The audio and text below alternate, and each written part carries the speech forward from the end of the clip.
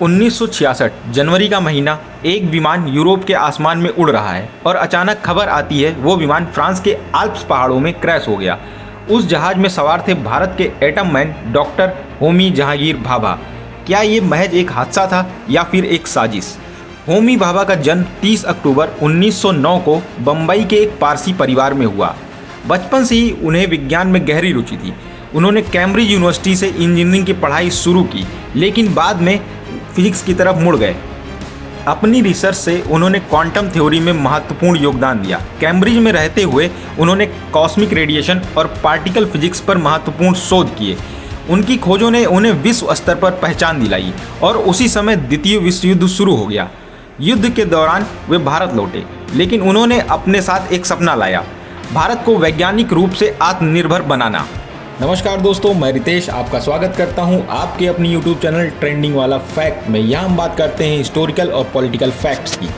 Second world war के बाद जब भाभा भारत लौटे, 1945 में उन्होंने Tata institute of fundamental research TIFR की स्थापना की, जो भारत में वैज्ञानिक अनुसंधान का केंद्र बना। इसके बाद 1948 में उन्होंने भारत के परमाणु कार्यक्रम की नींव रखी, atomic energy commission.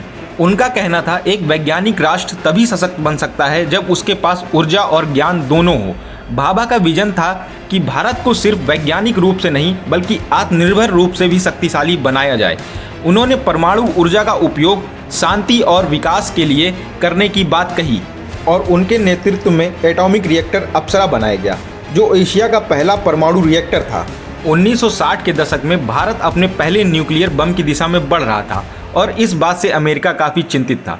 Cold war का दौर था। CIA को डर था कि भारत एक नॉन एलाइड सुपर पावर बन सकता है। भाभा सार्वजनिक रूप से कह चुके थे कि भारत कुछ ही महीनों में परमाणु बम बना सकता है अगर सरकार चाहे। उनका ये बयान अमेरिका तक गूंज गया। 24 जनवरी 1966 को एयर इंडिया की फ़्लाइट 101 कंचनजंगा स्विट्ज़रलैंड के मॉन्ट ब्लैंक पहाड़ से टकरा गई। उसमें सवार थे होमी भाभा, जो वियना में एक अंतर्राष्ट्रीय मीटिंग में जाने वाले थे।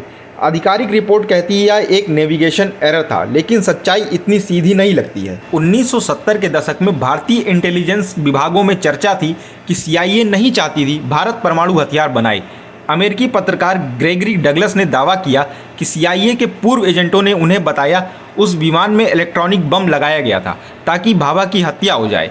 दिलचस्प बात यह है कि कुछ महीनों बाद भारत के प्रधानमंत्री लाल बहादुर शास्त्री की भी रहस्यमय तरीकों से मौत हो गई, जिससे भारत को एक और धक्का लगा। चाहे वो हादसा था या साजिश, भाभा का सपना आज भी जिंदा है। भारत आज विश्व का न्यूक्लियर पावर है। हर रिएक्टर, हर सैटेलाइट, हर स्पेस मिशन में कहीं ना कहीं भाभा की सोच जिंदा है, आत्मनिर्भर भारत के मूल में। क्या CIA ने सच में भारत के एटम मैन को मारा या ये सिर्फ इत्तेफाक था?